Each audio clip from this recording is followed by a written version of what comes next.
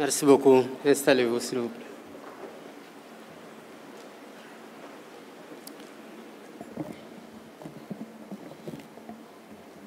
Mesdames, Messieurs les membres du gouvernement, Monsieur le Président de l'Agence universitaire de la francophonie, Monsieur le ministre de l'Enseignement supérieur, de la Recherche et de l'Innovation, Mesdames, Messieurs les ministres en charge de l'enseignement supérieur des États et gouvernements membres, Excellences, Mesdames, Messieurs les membres du corps diplomatique, Monsieur le recteur de l'Agence universitaire de la francophonie, Monsieur le recteur de l'Université Cheikh Anta Diop de Dakar, chers enseignants, chercheurs, chères étudiantes, chers étudiants, honorables invités, Mesdames, Messieurs. Cheikh Anta Diop, éminent savant africain s'adressant à la jeunesse sénégalaise et africaine, disait ceci: armez-vous de science jusqu'aux dents. Arrachez votre patrimoine culturel. Fin de citation.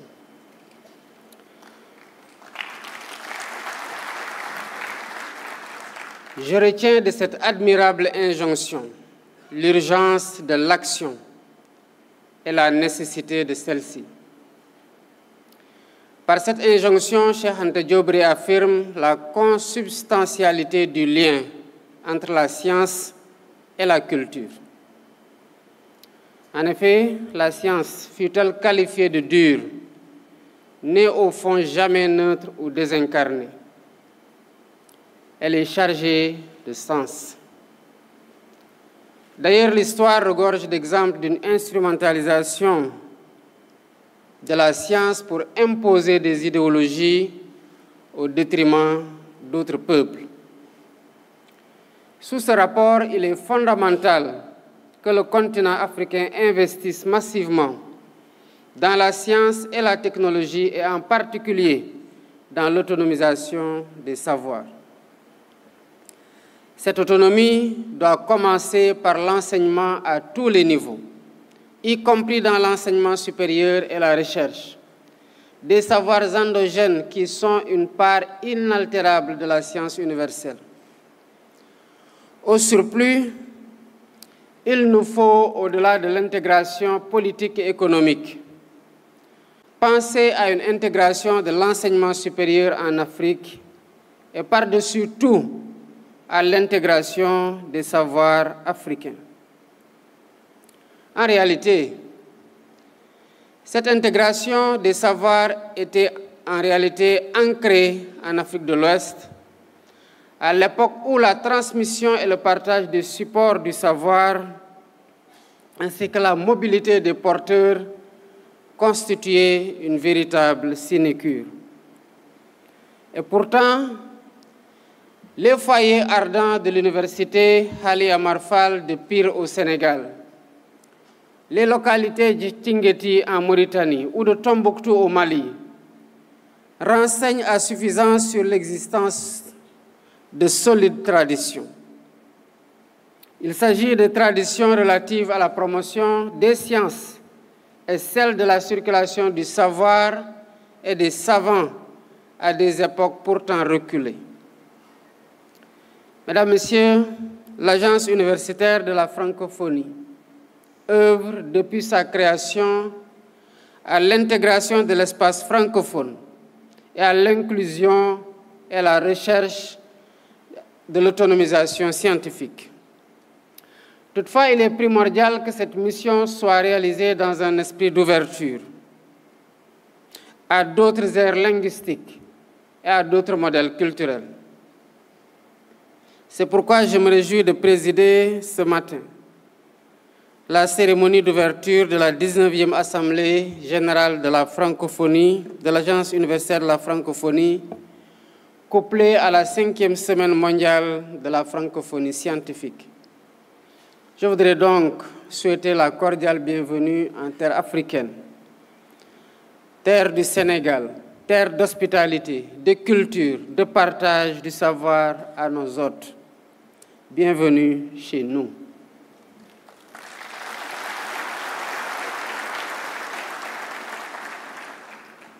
Le lien du savoir est sans doute le plus solide à côté des liens du sang, car il se bâtit sur l'inclination naturelle au partage et à l'altérité.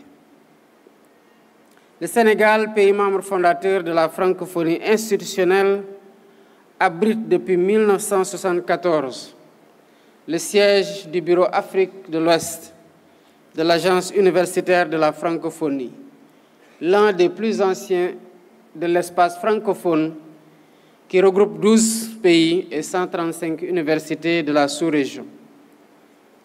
Toutes les universités sénégalaises en sont membres, ainsi qu'une grande partie des instituts supérieurs d'enseignement professionnel, les ISEP.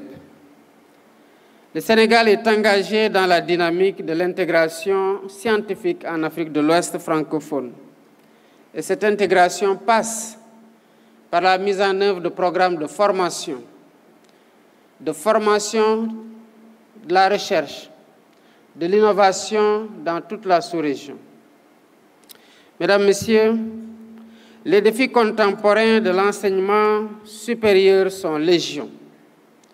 Il s'agit de la formation de masse critique de techniciens supérieurs, d'ingénieurs et de scientifiques de toutes les disciplines, de la transformation numérique de l'enseignement supérieur par la réforme des curricula, les modalités d'enseignement et la gestion de la mobilité des étudiants, des enseignants-chercheurs et des chercheurs, de la pertinence des formations face aux mutations du marché. Il faut ajouter à cela la nécessaire adaptation aux enjeux sociétaux et de l'éclosion de foyers de création de brevets pour accompagner les programmes de développement. Par conséquent, dans un monde où les fractures entre les États se creusent par la science, la technologie, la recherche et l'innovation, il est indispensable que les pays du Sud promeuvent une culture scientifique ancrée dès le bas âge jusqu'au niveau supérieur et dans des modes d'enseignement et de formation non formels ou non institutionnalisés. L'enseignement supérieur a un rôle essentiel à jouer pour inverser la tendance actuelle de désaffection des filières scientifiques dans nos différents pays. Comme l'histoire de l'Afrique le démontre, cette tendance n'est pas une fatalité. J'appelle donc les autorités de l'enseignement supérieur, les enseignants-chercheurs et les chercheurs, dans un sursaut patriotique, à conjuguer leurs efforts, à faire preuve d'innovation et de créativité, pour que la jeunesse africaine retrouve le goût, l'envie et la passion pour les mathématiques, la science et la technologie. Au demeurant, la vision Sénégal 2050 accorde une place fondamentale à l'enseignement supérieur, à la recherche, à la science, à la technologie et à l'innovation. Ainsi, des réformes majeures vont-elles être engagées. Elles émanent des réflexions issues de l'agenda national de transformation de l'enseignement supérieur, de la recherche et de l'innovation, l'ANTESRI. Des ruptures radicales sont envisagées. C'est le cas concernant les options de formation, avec une grande part consacrée aux réformes des contenus et l'enseignement des sciences, des techniques et des savoirs endogènes. L'ambition est aussi d'orienter l'enseignement supérieur et la recherche vers le développement économique et social et l'épanouissement des populations les plus vulnérables. L'inclusion, la prise en compte de nos réalités, l'intégration, la mobilité et l'innovation ne nous paraissent pas des options contradictoires. Elles sont complémentaires et demeurent les socles d'un enseignement supérieur davantage en phase avec nos réalités nationales. Mesdames, Messieurs, la révolution numérique nous offre des opportunités inouïes que nous devons absolument saisir. Contrairement à la révolution industrielle que nos pays n'ont pas fini de rattraper, nous devons absolument être au rendez-vous de l'histoire avec le numérique. Il nous faut transformer notre rapport au numérique, transformer les technologies en savoir académique capitalisé, en techniques et technologies pleinement maîtrisées, en création d'applications bénéfiques aux populations et en création d'entreprises et de start-up innovantes. Le lancement par le Sénégal de son premier satellite s'inscrit dans ces options. C'est cette trajectoire que notre pays a décidé d'explorer dans le cadre du New Deal technologique, qui s'emploie à faire du numérique un vecteur de développement apte à transformer tous les secteurs pour porter notre ambition de souveraineté. Il s'agit, avec ce programme national, d'accéder à la souveraineté numérique, de généraliser la digitalisation des services publics, de permettre le développement de l'économie numérique, de donner à notre pays une position de leader africain du numérique.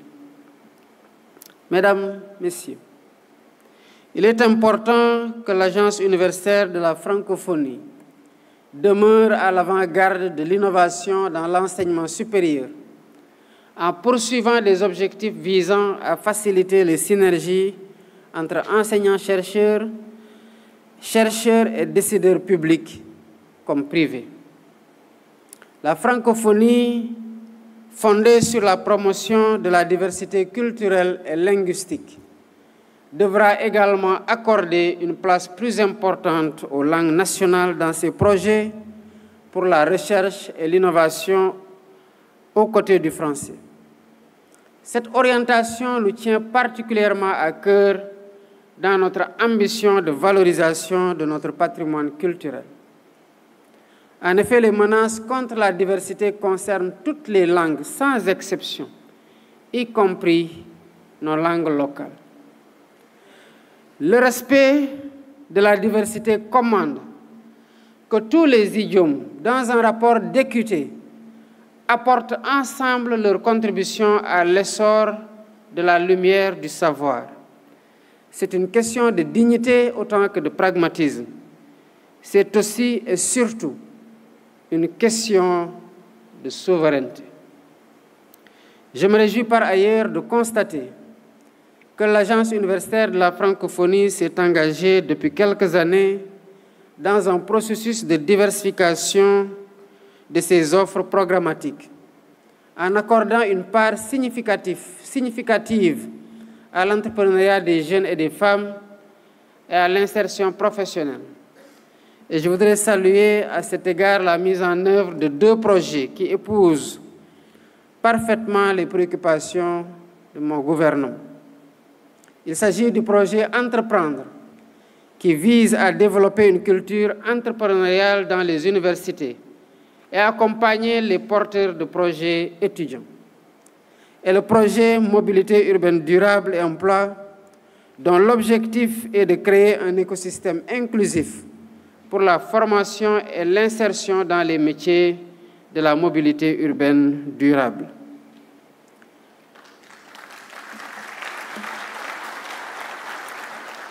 Dans la même dynamique, je souhaite que l'Agence universitaire de la francophonie travaille davantage à explorer les meilleures pratiques en matière de certification des acquis de l'expérience. L'objectif est d'accompagner les catégories de population qui peinent à valoriser en raison de l'absence d'une reconnaissance académique et institutionnelle. Mesdames, Messieurs, le défi le plus prégnant dans l'espace francophone, et particulièrement en Afrique, est celui de la prise en charge des aspirations soutenues de notre jeunesse qui, constituant 60% de notre communauté, doit être mieux valorisée. Toutes nos actions doivent tendre en dernier ressort à apporter des solutions aux problèmes des jeunes en matière d'éducation, de formation et d'emploi. Pour ce faire, il s'agit de renforcer la diplomatie scientifique, susceptible de faciliter le rapprochement entre les décideurs politiques et les porteurs de savoir. Je tiens encore une fois à saluer cette initiative de l'Agence universitaire de la francophonie, afin qu'en francophonie, le savoir, la recherche à hauteur d'homme continue d'épouser les besoins de nos populations. En vous réunissant aujourd'hui, vous affirmez que le savoir n'a de sens que s'il est au service du progrès humain et des besoins propres à toute société.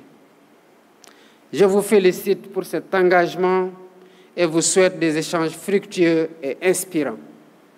Par ces mots, je déclare ouverte la 19e édition de l'Assemblée générale de l'Agence universitaire de la francophonie, ainsi que la 5e semaine mondiale de la francophonie scientifique, et vous remercie de votre attention.